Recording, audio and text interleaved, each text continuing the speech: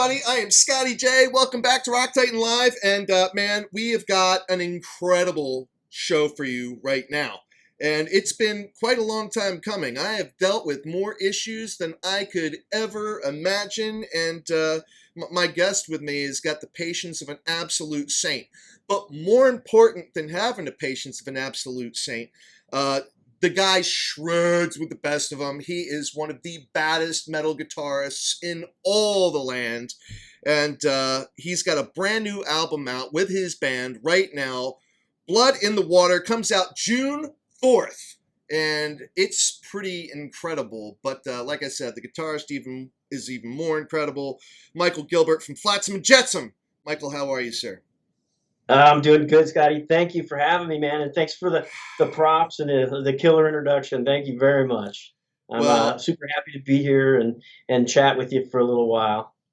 and thank you for your extraordinary patience. You know what, Michael? My parents weren't that patient with me when I was a kid. You know, like I don't know. Do you have kids? Yep. Man, all I can say right now is if they ever needed someone to talk to, you know, they can come to talk to Uncle Scotty J now, and I would just make it very clear for them that they have the most patient father on the face of the planet Earth if they don't already know They would argue. They go, what? My that. dad is fucking insane. Oh my God. Well, you know, of course, we tried to catch up earlier, and this has been ongoing for a while, but well worth the wait because again, Blood in the Water. I listened to the whole thing. I'm putting a review of it out, and as a follow up to End of Chaos. Man, I I guess I'm a little curious. Was there ever a thought in your guys' minds? That the end of chaos might literally be the end of the chaos, and maybe, Yep. yeah. I already know. I know where you're going with this, and we were terrified, because Into Chaos came out, and our ever since we did the self-titled record, which is the one previous to Chaos, we've been on this trajectory going upward, and and all the years I've been in Flotsam and Jetsam, whenever we start climbing upward and start doing really, really well, always something. There's always a roadblock, and there's no roadblocks right now, and things are looking good. And we're stoked that if we didn't make a better record than Chaos with Blood in the Water, it's is as good, which is what we wanted to accomplish. At least as good, if not better. And to tell you the truth, it's my favorite Flotsam album that I've ever done, and even with the guys in the band, the chemistry, and it's just a finely oiled, tuned up machine right now, and I couldn't be more happy. I'm loving it. It's like a job that you love to do, man. Yeah, yeah, yeah. More so than anything else that you and I might do in our daily lives, that's for sure. I mean, you being with Flotsam and Jetsam, me doing my media work with Rock Titan, there is nothing that parallels to it. But AK, oh my God. I mean, like you just said, listening to him on this album, wow. I mean, like his voice is just off the charts, total A game. I mean, he sounds like absolutely, any great voice that you would associate with heavy metal, right? And I'm thinking of like Dio, I'm thinking of Rob Halford, I'm thinking of Bruce Dickinson, all those classic thrash metal wailers. And dude, I mean, how blown away are you? I mean, you've been with AK for a long time, even with your time away. I mean, you have been with AK almost since the beginning. Yeah, it was since the beginning. I mean, they were around for a couple years before I joined the band, but since the inception of quote unquote Flotsam and Jetsam, yeah, that was like right when I joined. And yeah, he's one of my best friends on the planet, and he's a family member. He's a brother, and like his performance on this record is in fucking incredible. And I said this in a couple of other interviews. Like, I don't go back and listen to the shit that we record. I don't listen to the records. I might listen to it maybe once after it comes back from mastering. Okay. This record I've listened to like 20 times, and I'm just like, I feel like the proud father of these guys. Like Ken's performance on the drums is monstrous. Yes. Steve's Yes. guitar playing. We have this competition where we're like, "Fuck you, no, fuck you, fuck you," and then at the end of it, we high five each other and go, "Dude, right on," you know. And then we got a new bass player too, Bill Bodley, and this guy's like a precision, like blacksmith on the bass, you know. Like he's just great. Somebody's car alarm's going off. Yeah, he's just a great bass player, Yeah. and yeah, the chemistry in the band right now has never been more like in tune than it is, and Yeah. it's great. I'm super happy. Yeah, no, well, I couldn't agree more. I mean, and I'm just going through, and like I said, I've already listened to it all. I get to brace for impact, and I'm like, wow, brace for impact. The guitar solos on this album were awesome. I mean, it was just everything that you would ever want out of like that classic power metal, speed metal, thrash metal, whatever the hell metal you want to call it.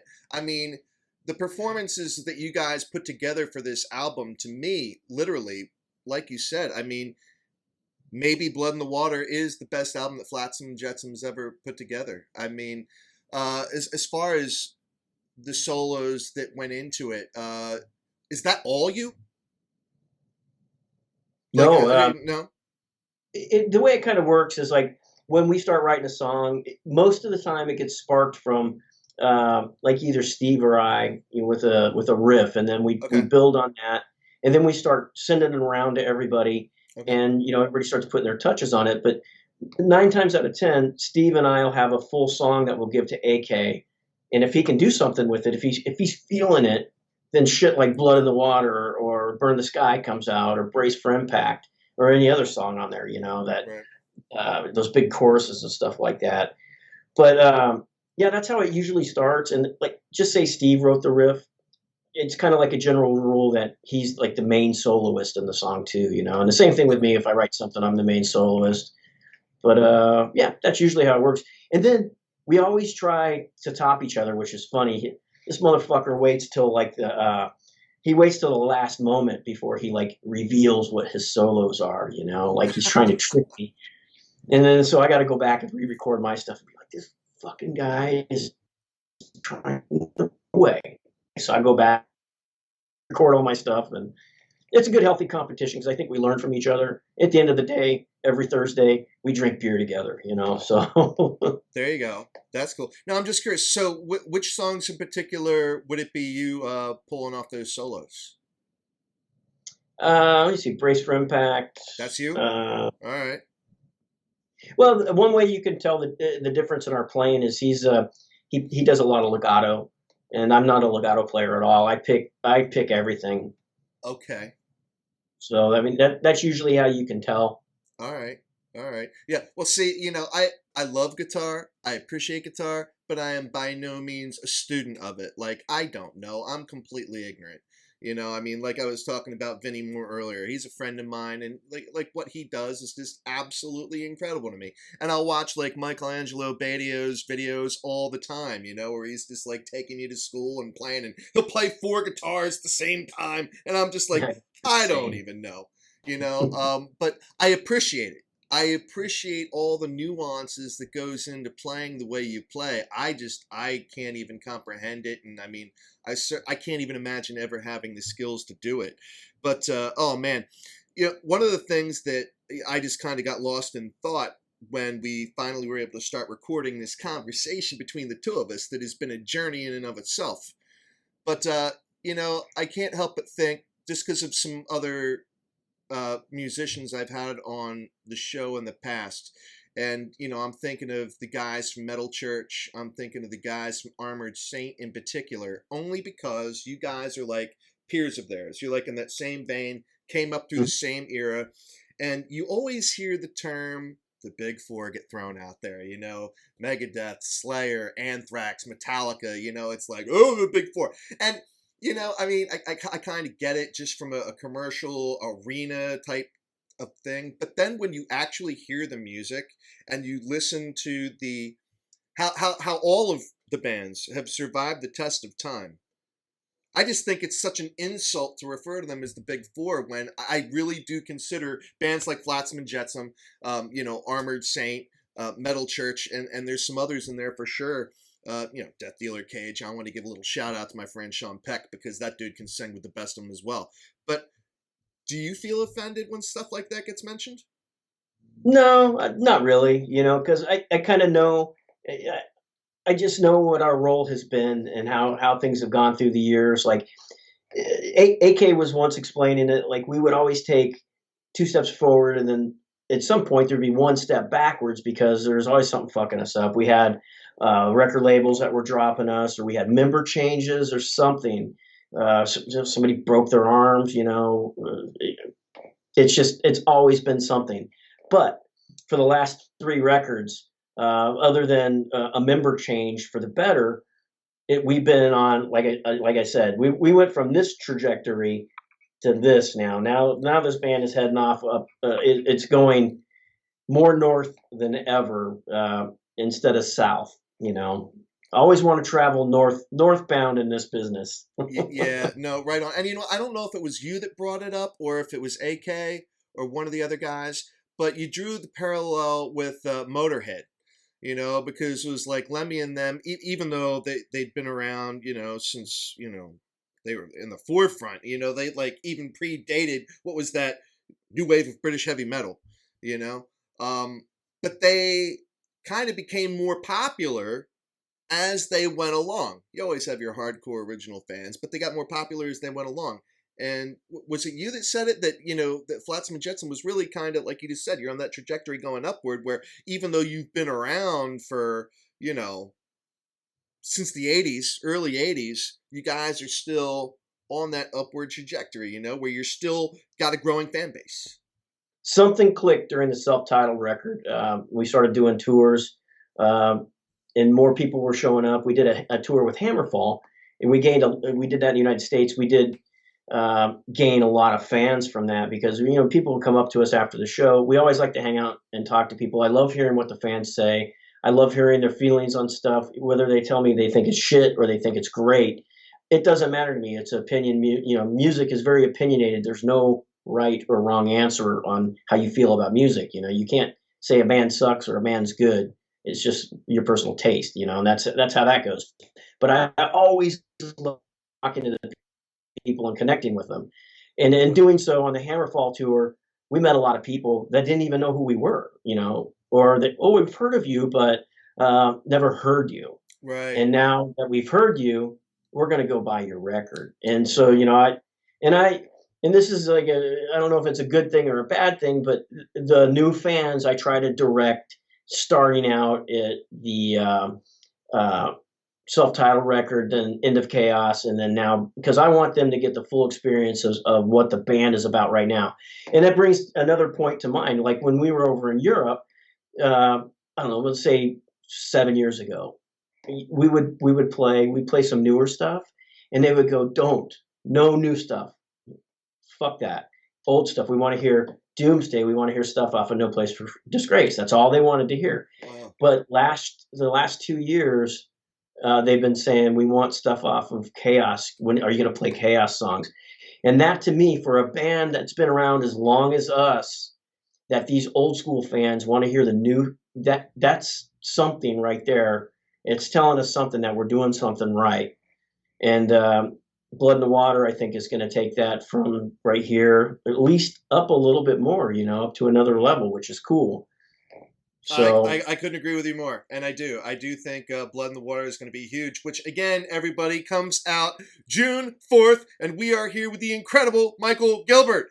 And oh man, so you were talking about a European tour a little bit ago, and I know you got to get rolling. And I'm not going to test your patience beyond this. You're truly the man, Michael.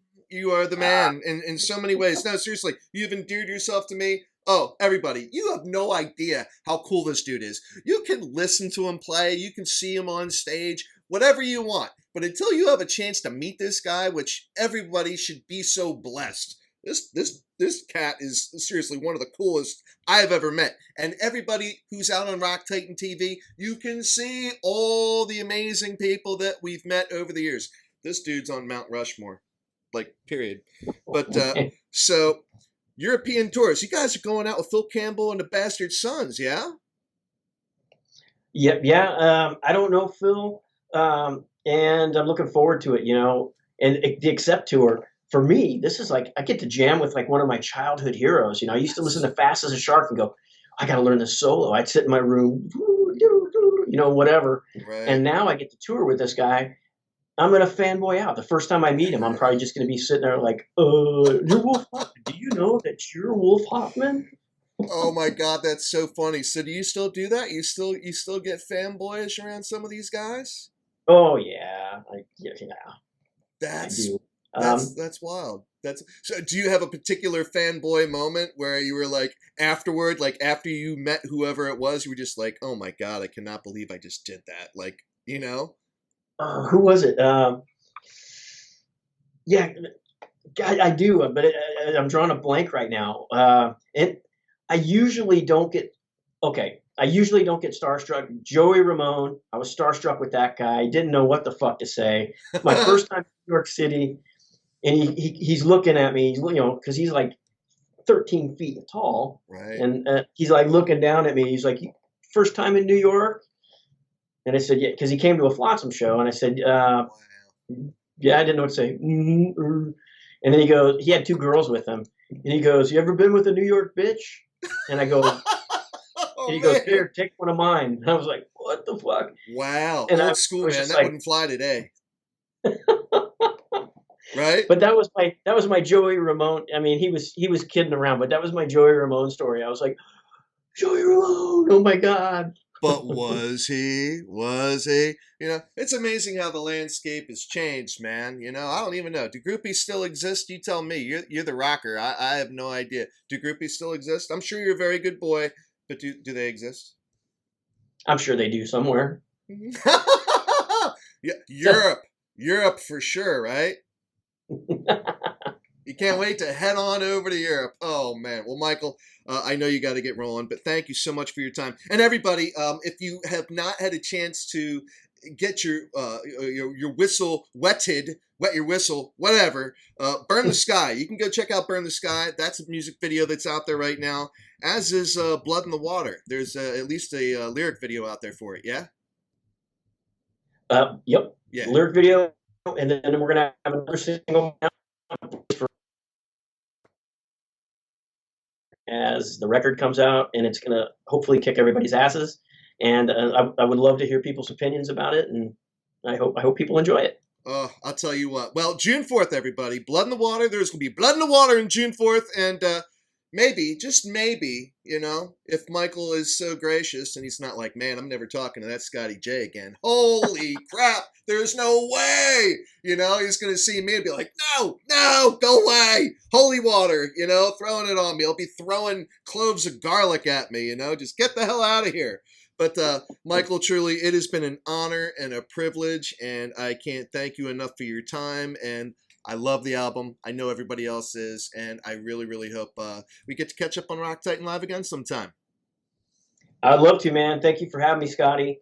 Well, yeah, Yep. we got to do a follow up, man. For sure, for sure. All right, so everybody, I'm Scotty J here with Michael Gilbert from Flotsam and Jetsam, and it's always a party. Make sure you go check out this podcast. Show us a little love. We're going to be sharing all the links to everything that Michael has going on with his amazing band as well. And again, subscribe, like, love, follow, do all that stuff. And yeah, I'm Scotty J. You're watching Rock Titan Live. We're out.